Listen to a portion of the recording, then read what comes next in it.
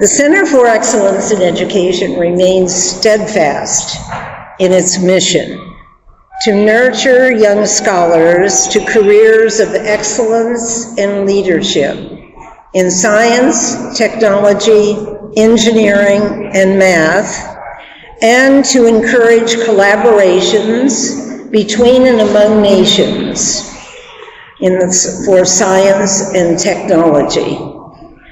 We were the first to host or to sponsor the Research Science Institute, a high school research program, first in China at Fudan University and then in Tsinghua. In India, where that program is being held again, this is the second year, at the Indian Institute of Science.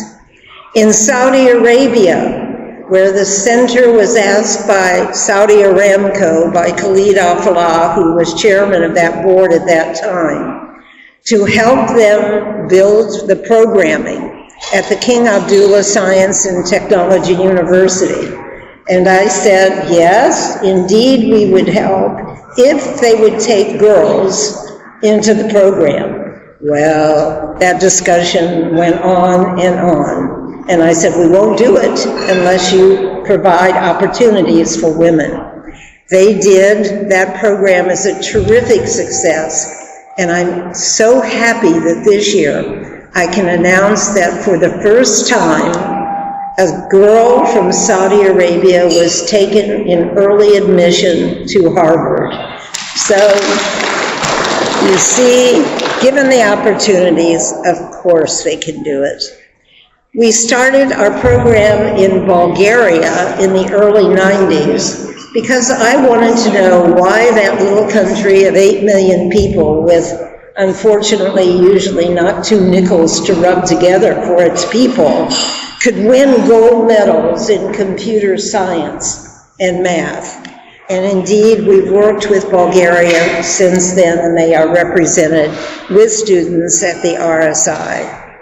In Singapore, I helped establish their gifted program in the mid-'80s, and Singapore has sent students to our program since then, and of course you know their record in pharmaceuticals and biotechs.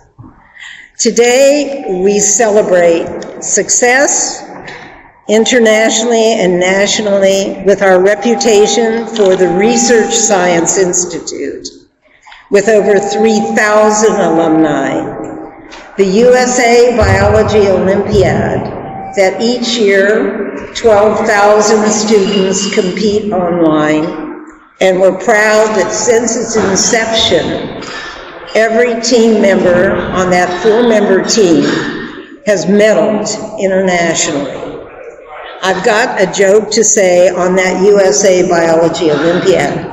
You know, years ago, China didn't have a biology team competing.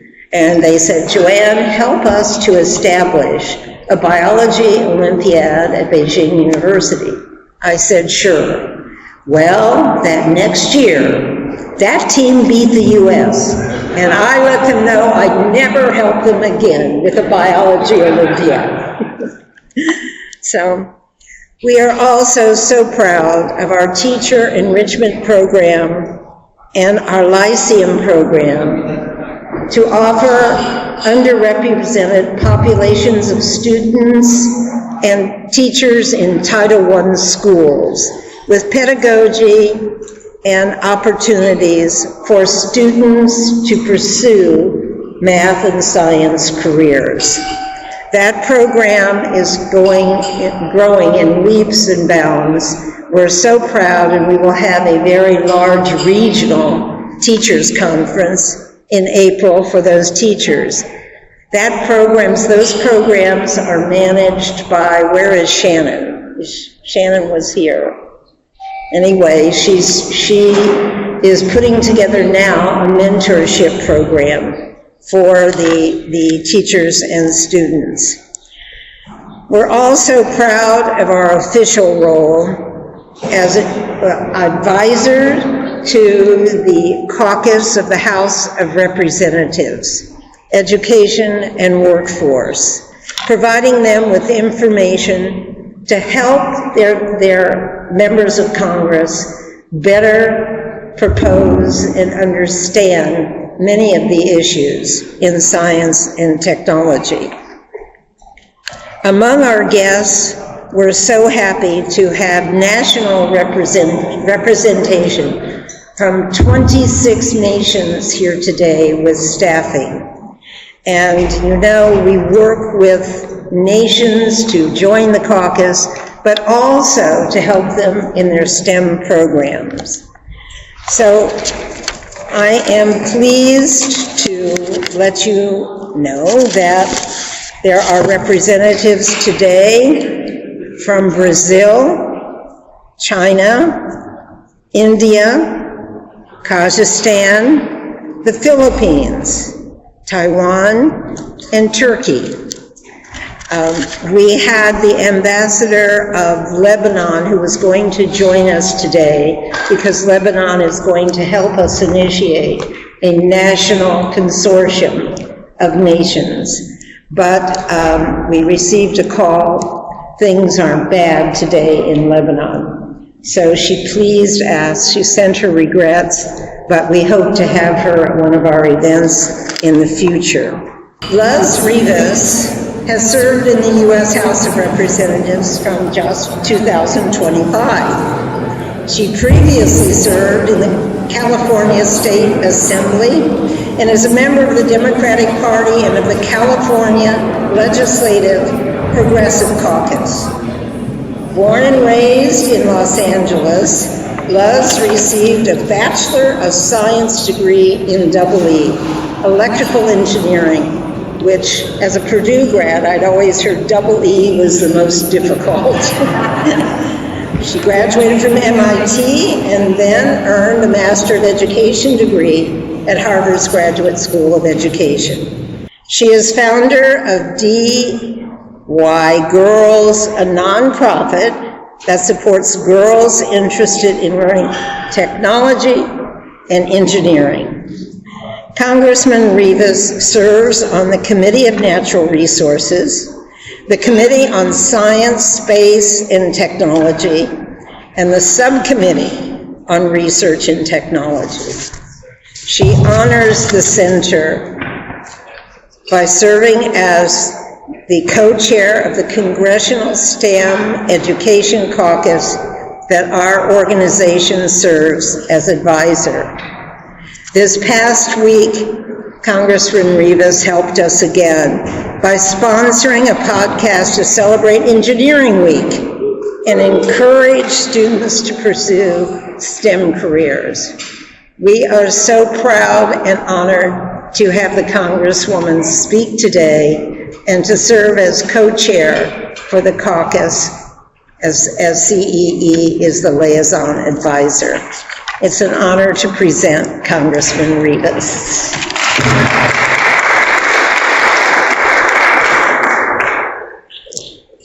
Good evening, and thank you to Joann and CEE for hosting tonight's reception. I want to also thank CEE alumni. I see a lot of RSI alums and parents here. Thank you for joining us this evening. As an engineer, former STEM educator, and a new member of Congress, it's an honor for me to serve as co-chair of the bipartisan STEM Education Caucus here, along with Congressman Neal Dunn of Florida. I'm the only Latina in Congress with a STEM background, and I'm focused on protecting and strengthening the opportunities for students from all backgrounds that have, so they can have the opportunity to explore their curiosities and become involved with STEM early on in their education. It's our duty as lawmakers to foster these opportunities and prepare future generations to handle any challenge that comes their way. We've all seen these statistics about STEM and who's being prepared, but according to the Bureau of Labor Statistics, the STEM industry is projected to need nearly 11.7 million workers by 2034. And I believe in the talent and potential of our youth, which is why we need to act fast to harness their untapped potential as they can be leaders in the STEM workforce. And STEM education is one of my priorities as a member of Congress. Before I entered Congress, I was a California state legislator where I also made STEM education one of my priorities. And, you know, I think I've worked with lots of organizations and other members, even those without a STEM background. A lot of my colleagues tell me STEM education is important to them because their constituents tell them. It's usually parents that tell them, I want my kid to have opportunities in STEM education, or I want my school to be able to teach STEM. So they hear it in their communities, whether they have a STEM background or not. And there's very few of us in Congress that have an engineering and a STEM background. And so I want to thank CEE and all of you again for having me here tonight. And, you know, I'm definitely a STEM education champion in Congress.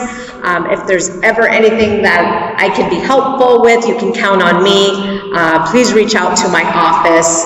And I'm excited at the membership of growing the members in this STEM Education Caucus.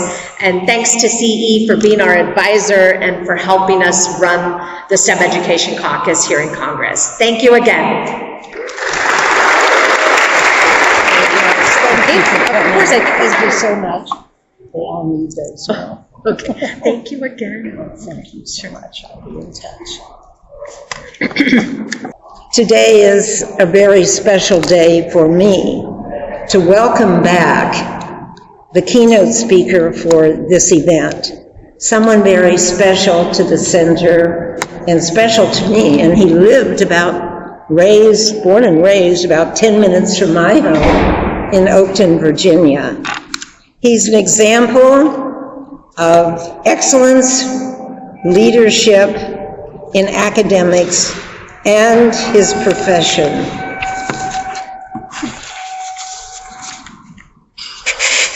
Let me tell you a little bit about Gordon. Where is Gordon? Right there. He flew in from California to be with us. He may be known as a celebrity in California, but he was noticed as an academic celebrity when growing up in Reston, Virginia. In the 3rd grade, he was identified as a gifted and talented youngster. He subsequently attended the Johns Hopkins University Center for Talented Youth, CTY, and the Duke University Talent Identification Program. He attended Southlake High School, right in our backyard, Phillips Exeter Academy, and the Virginia Governor's Schools programs. In 1984, Gordon was a member of the national champion Math Counts team from Virginia and won the inaugural competition. I don't know how many more honors. I could go on and on. It's really exciting. Gordon was admitted early and earned his bachelor's degree from Harvard in engineering.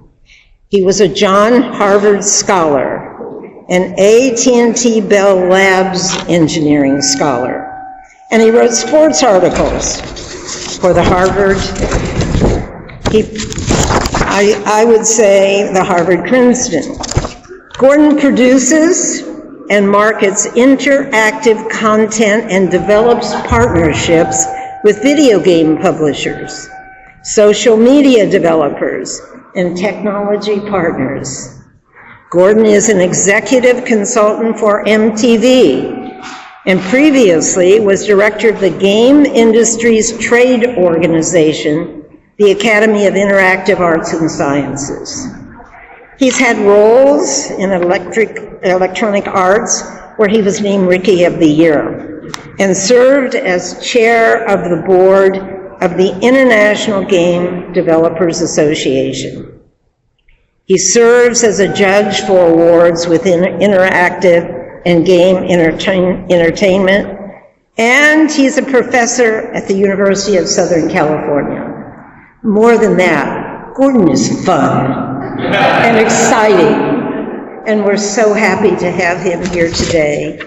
Gordon, it's our honor to present you.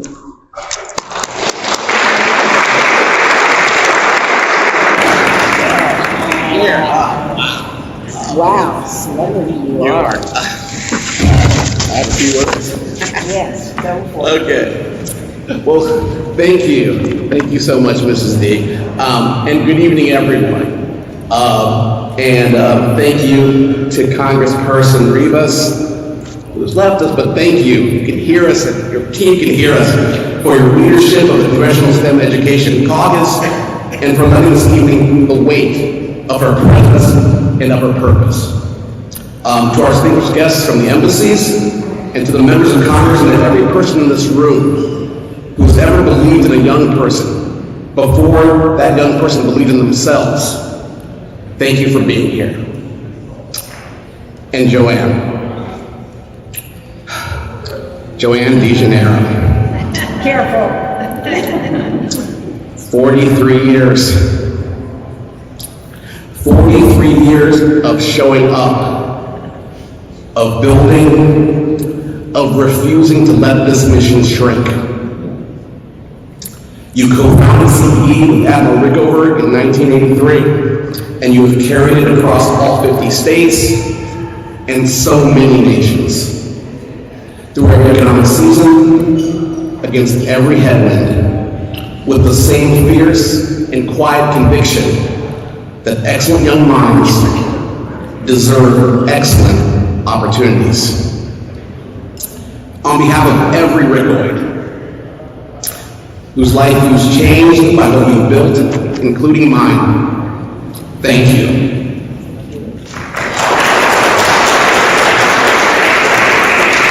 So, I want to tell you a story about what CEE and RSI actually do, not in policy language, but in human language. I grew up, as Mrs. D said, right here. I grew up in Reston, Virginia, not far from where we're standing tonight, and I was a kid who loved math the same way other kids love baseball or Pokemon. And I was the kind of student who got genuinely excited about problems. And I stayed after class, not because I had to, but because I wanted to know what was coming next.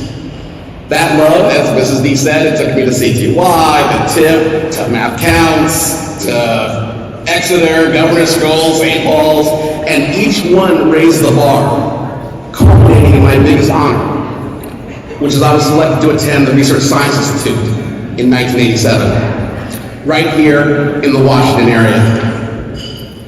And I want to pause on that for a moment, because there's something almost perfect about it. I mean, the program changed the course of my life, was here in this city, a few miles from where I grew up, and now, because of where that program led me, I'm here. I'm standing in the Rayburn Foyer of the United States Capitol.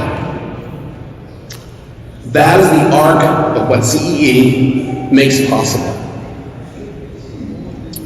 If you've been to RSI, some of you have, you know exactly what I mean when I say it changes something in you. You arrive as a student who's very good at school, but you leave as a young scientist who understands the frontier of human knowledge is not some distant and unreachable place. It's right there, you can touch it. And for 6 weeks, I was surrounded by students from across the country and around the world who were just as serious as I was.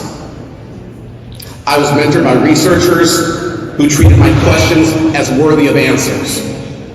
I did actual research, not a simulation of it, not a worksheet version of it, but the genuine thing. RSI had something in me that did not stop when the 6 weeks ended. Before I went to Harvard, I took a gap year to work at Walter Reed Army Medical Center because I had to know what it looked like to apply that rigor in the real world. Admiral Rickover believed in what he called, in his own words, the power of relentless standards. The conviction that good ideas must be pushed forward with urgency, and the future does not wait for the timid.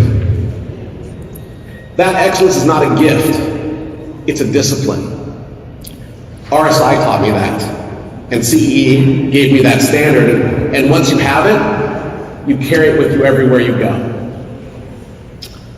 Here's what I've come to understand, looking back across a career that's taken me, as you said, Harvard, EA Sports, Tencent, leading the IGDA, Academy of Art Sciences, all the way to a classroom at USC. And from watching Joann's example, I started my own nonprofit. Today we have scholars that stretch from Harvard to Hawaii, from MIT to Texas, outstanding students who pair academic excellence with a commitment to service in underestimated communities.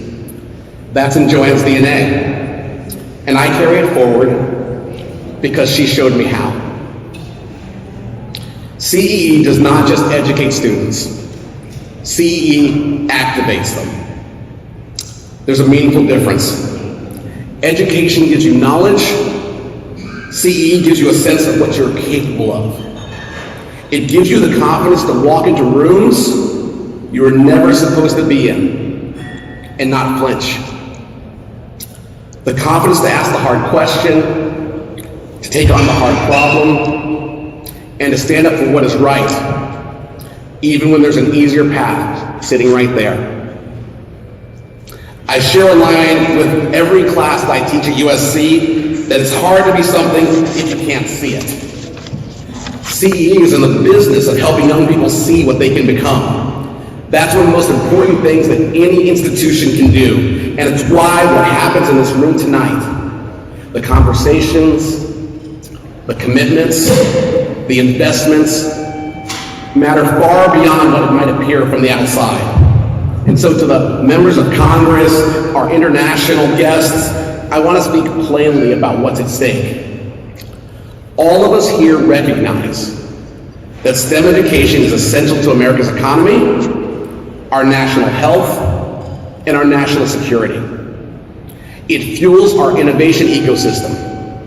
It will determine the future of our global leadership and our domestic prosperity. But here's the thing, America's STEM leadership does not begin in graduate laboratories. It doesn't begin at the frontier. It begins in our K through 12 schools. It begins the moment when a curious young person gets access to a rigorous program and a mentor who takes them seriously. It begins specifically and concretely in the kind of programs that CEE has been running for over 4 decades. When you fund CEE, you're not funding a summer program, you're funding the pipeline that produces the researchers who will advance quantum computing and artificial intelligence, the scientists leading life-saving discoveries in cancer treatment and Alzheimer's research, the technologists who will shape the ethical deployment of the most powerful tools our civilization has ever built. At USC, we see this firsthand. We've committed $23 million to our high-tech scholars program to ensure that students reach our campus. They're not only prepared, not as technologists, but as ethical innovation leaders who understand the human consequences of their work. We have a neighborhood academic initiative at USC that works with over 3,000 local students, guiding them from middle school through high school towards rigorous STEM preparation for college and career success. Programs like CEE and institutions like USC are working towards the same horizon. In America, where talent, wherever it lives, and whatever zip code it comes from, gets the chance to rise. I want to say something that sometimes surprises people, and I hope it surprises no one in this room. STEM and the arts are not in competition. They're the same human impulse expressed differently. At USC, the School of Cinematic Arts, where I teach, we're home to the #1 great game design program in North America. Our students bring together computer science, art, production, user research, and data science in one creative community. Engineers who are also storytellers, designers who are also ethicists, technologists who understand what it means to be human and to build things for humans. The convergence of technological excellence fused with storytelling and human insight is where the most important innovation happens. And that's precisely what CEE has always prepared students to do. To think across disciplines, to lead across difference, and to build things that matter. Now, I want to speak directly to the moment that we are all living through because it's the most consequential inflection point in education in our lifetimes. Artificial intelligence is transforming every industry. In my classroom, students use AI to prototype and build in hours that used to take weeks. AI is amplifying human creativity, not replacing it. And the students who will lead this era are those who learn to work alongside these tools with judgment, with wisdom, and with a clear moral compass. But this is what I need this room to hear, and to fund, and to champion. AI literacy alone is not enough. The rising generation needs what I call the full stack of human capability. They need the hard skills, coding, data science, engineering, computational thinking. They need AI fluency, the ability to evaluate, deploy, and question these systems responsibly. And they need the skills that no algorithm can replace or replicate, including empathy, ethical judgment, the ability to lead diverse teams towards a shared vision. And the wisdom to ask not just how to build something, but why and who it serves. That's what a full education looks like. And that's what CEE has always understood long before the rest of the world caught up. Admiral Rickover did not just want technicians, he wanted leaders. People who would carry excellence into every room they entered and use it in service to something larger than themselves. That vision has never been more urgent than it is today, period.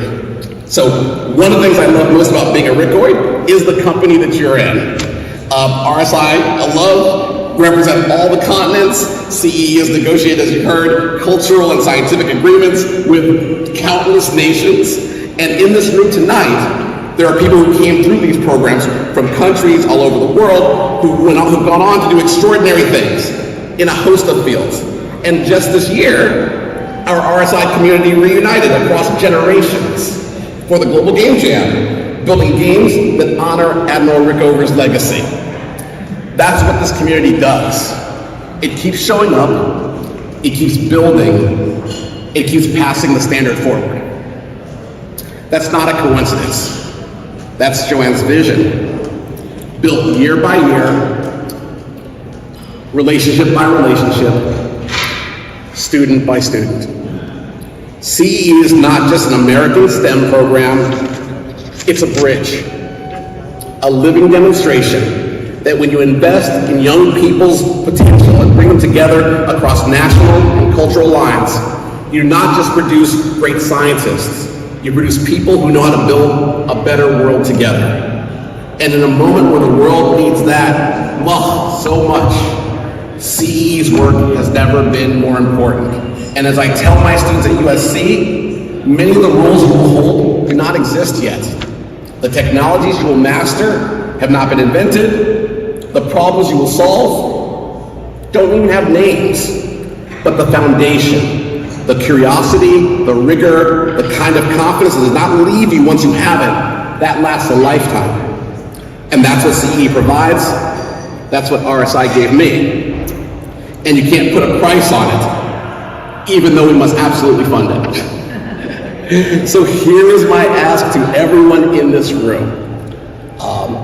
Our congressional family, our friends from the embassies, every person here with the power to make a difference. Invest in these programs. Fund them, champion them, expand them, fight for them. When the budget conversations get hard, because those are exactly the moments when the young people who need them most cannot afford for us to go quiet. Because right now, in Reston, in Dover, Delaware, in Panama City, in North Hills, in a school district that's been overlooked for far too long, there's a young person with a talent to cure a disease, to build the technology that powers the next generation, to write the story that changes how we see each other, to lead in ways we cannot yet imagine. They just need someone to open the door. Joann, you opened that door for me. RSI opened that door for me. And I'm standing here tonight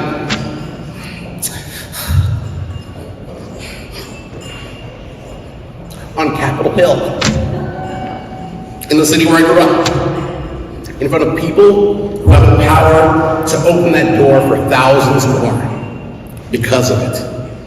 Joann, thank you for your 43 years of opening doors. Thank you all.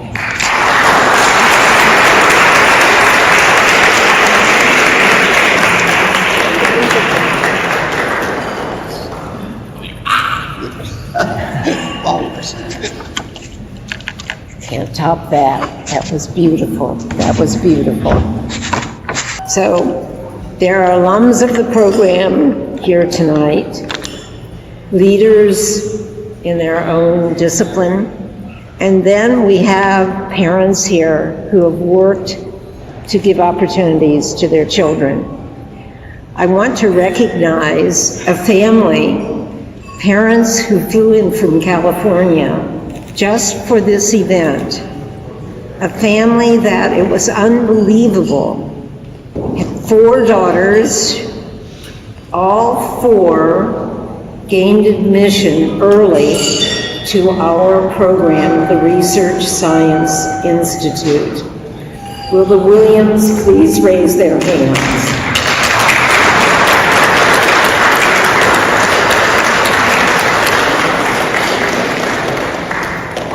Daughters have progressed in their fields, winning all kinds of awards, and their one daughter is teaching math at Harvard now and was just named not too long ago a MacArthur Fellow. It's wonderful to meet you, and thank you for what you did in raising your wonderful daughters.